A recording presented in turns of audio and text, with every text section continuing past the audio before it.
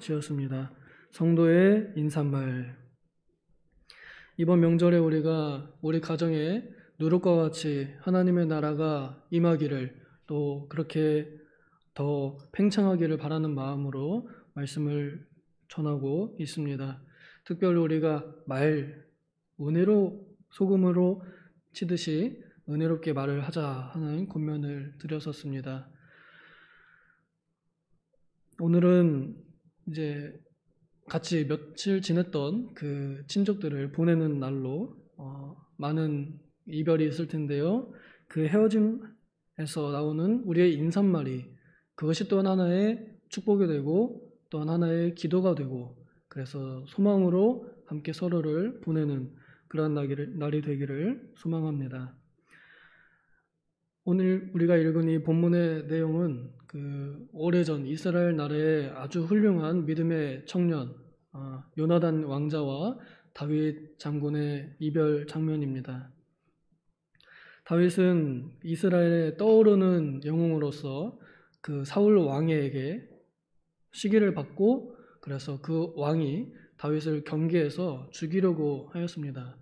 그러나 그 사울 왕의 아들인 요나단 왕자와 다윗 장군은 같은 믿음, 하나님을 신실하게 믿는 같은 믿음을 가진 믿음 안에서의 좋은 형제였습니다.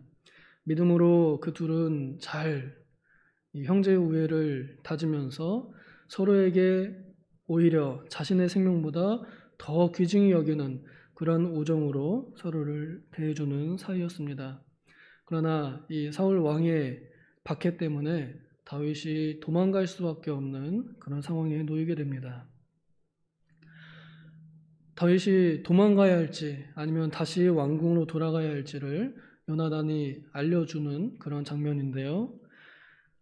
다시 돌아갈 수 있으면 좋았겠지만, 그러나 이제는 더 이상 다윗이 왕궁으로 돌아갔다가는 그 요나단의 아버지 사울 왕에게 죽임을 당할 수밖에 없는 그런 상황에 놓여 있게 되어서 요나단이 표시하면서 화살을 쏘고 저기 있는 멀리 있는 화살을 가지고 가라 하는 이런 말을 하나의 암호명으로 이렇게 두어서 다윗에게 알려줍니다.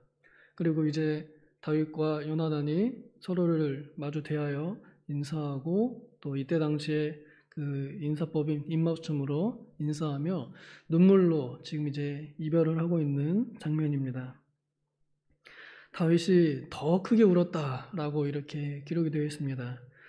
사실 더 크게 사랑한 것은 제가 볼 땐 요나단입니다. 자기의 왕자의 지위를 양보하는 마음으로 다윗에게 네가 왕이 될 것이다 라고 이렇게 말하는 사람이거든요. 그러나 다윗이 더 크게 울었던 것은 아마 그가 처한 그 상황이 더 많이 이렇게 비참했던 그런 모습, 또 그러한 처지를 더 깊이 생각하지 않았는가 생각합니다. 그리고 다윗 입장에서는 이제 좋았던 시절 다 끝났습니다. 이때부터 고난의 시작입니다. 다윗이 이때부터는 광야 생활하면서 왕으로부터 도피 생활을 계속합니다.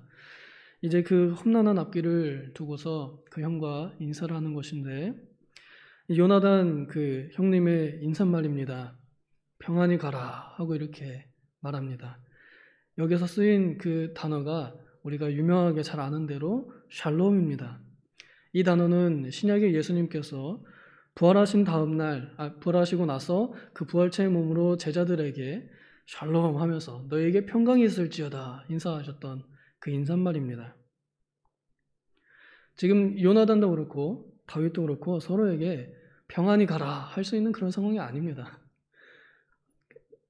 지금 고생길 뻔합니다. 이제 도망가면은 사람들이 현상수배범 정도 되거든요. 이 길을 어떻게 평안히 갈 수 있겠어요? 그러나 그 형 요나단은 다윗을 보내면서 평안히 가라 하고 이렇게 축복하며 보냅니다. 이 말은 그냥 조심히 가라 하는 그런 의미가 아닙니다. 여기 요나단이 덧붙여서 이야기할 때에 하나님께서 너와 나 사이에 계시고 또 너 자손과 내 자손 사이에 계시기를 원한다. 이렇게 하나님을 두고서 그 평안을 빌며 해준 인사말입니다. 이 인사말은 오늘 우리가 불렀던 찬송과 같이 우리가 다시 만날 때까지 하나님이 너와 함께 계시기를 바란다 하는 그러한 축원문이기도 하고 또 하나님께 드리는 기도이기도 합니다. 이 말대로 정말로 다윗은 하나님과 함께 지냈습니다. 그 도피 생활 동안 하나님과 함께 성벽을 뛰어넘고 하나님과 함께 적진속을 달렸던 그러한 역사가 이후에 기록이 되어 있습니다. 우리 성도들이 가지고 있는 이 인사말의 의미를 우리가 알고 서로가 서로에게 이러한 인사말로 축복하며 인사하는 그런 문화가 우리에게 좀 더 있으면 좋겠습니다. 특별히 우리가 사랑하는 특별히 하나님께서 사랑으로 묶어주신 가족들에게 우리가 1년에 몇 번 안 마주치는 그 가족들에게 이런 인사말이 오히려 더 적당할 것 같습니다. 우리가 다시 만날 때까지 그렇게 자주 연락도 못 하겠지만 또 자주 얼굴도 못 보겠지만 그러나 그때까지 너희는 그곳에서 하나님께서 너를 지켜주시고 하나님께서 너와 함께 계시길 바란다. 이런 마음으로 우리가 이렇게 샬롬, 평안히 가라, 잘 가라 이렇게 인사해주면 참 좋을 것 같습니다. 영어의 goodbye라는 단어 그 인사말은 우리나라 말로는 잘 가라 하고 이렇게 번역이 되지만 사실 그 말은 우리가 목사님께도 들은 바가 있는데요. God be with you. 하나님께서 너와 함께 계시기를 바란다. 그런 의미를 가진 단어라고 합니다. 우리가 아까 불렀던 이 찬송가를 지은 그 목사님께서 고별 설교를 앞두면서 내가 이 성도님들과 함께 고별 찬송을 하나 불러야겠다. 이렇게 고민을 하면서 지은 가사입니다. 이 가사의 그 원문은 좀 더 긴데 우리 한국 찬송에는 이게 축약되어서 그렇게 번역이 되어 있습니다. 그 원문에는 1절에 보면은 우리가 다시 만날 때까지 하나님께서 너희와 함께 계실지어다. 그러면서 훈계로서 인도하고 도와주시기를 바라네 라고 이렇게 기록되었는데요.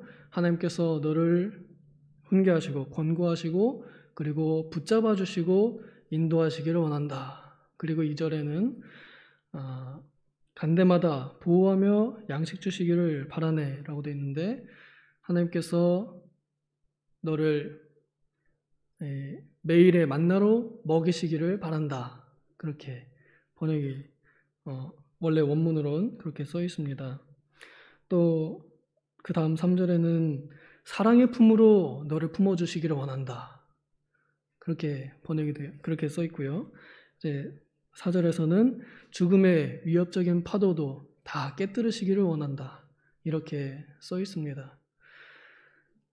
하나님께서 그대와 함께 계실지어다. 이 한마디가 듣는 사람을 참으로 힘있게 하고 또 말하는 사람도 든든한 마음으로 하나님께 의탁하며 상대방을 그 험난한 길로 파송하는 그러한 인사말이 되기도 합니다.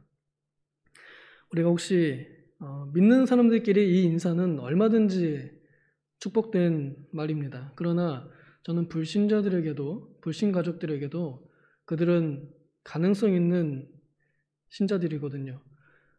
우리가 찾아진 양이 되온 것처럼 그들도 언젠가는 하나님께 찾아진 양이 될 것이므로 우리가 그 믿음으로 그들에게도 이러한 축복의 인사말을 하면 좋겠습니다. 물론 한국말로는 안녕 잘 가라 이렇게 인사가 되겠지만 그러나 그렇게 인사하고 있는 우리들의 마음속에는 너가 여전히 아직 불신자의 위치에 있지만 우리가 다시 만날 때까지 그때까지 하나님께서 너도 보호하여 주시기를 원하고 더 바라건대 하나님의 양의 무리 안에 하나님의 목장 안에 너를 인도해 주시기를 원하노라 하는 이러한 마음으로 우리가 인사를 하며 보내면 좋겠습니다. 명절의 마지막 날 오랜만에 보는 그 친척들하고 사소한 몇 가지 문제들로 혹은 큰 일로 싸우면서 마무리하면은 얼마나 그 다음 만날 때까지 또 찝찝하겠어요. 우리가 또 그동안에 얼마나 하나님께 많은 예배를 드려야 할 텐데 그래서 우리 믿는 사람이든 믿지 않는 사람이든 상관없습니다.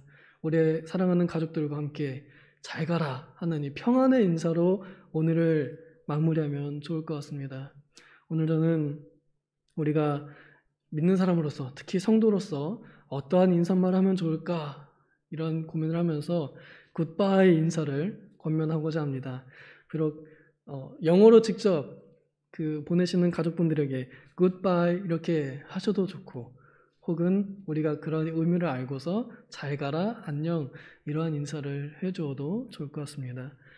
중요한 것은 마음으로 하나님께 상대방을 의탁하고 축복하는 마음으로 인사한다면 하나님께서 그 사랑의 인사말을 사용하시리라 믿습니다. 기도하겠습니다.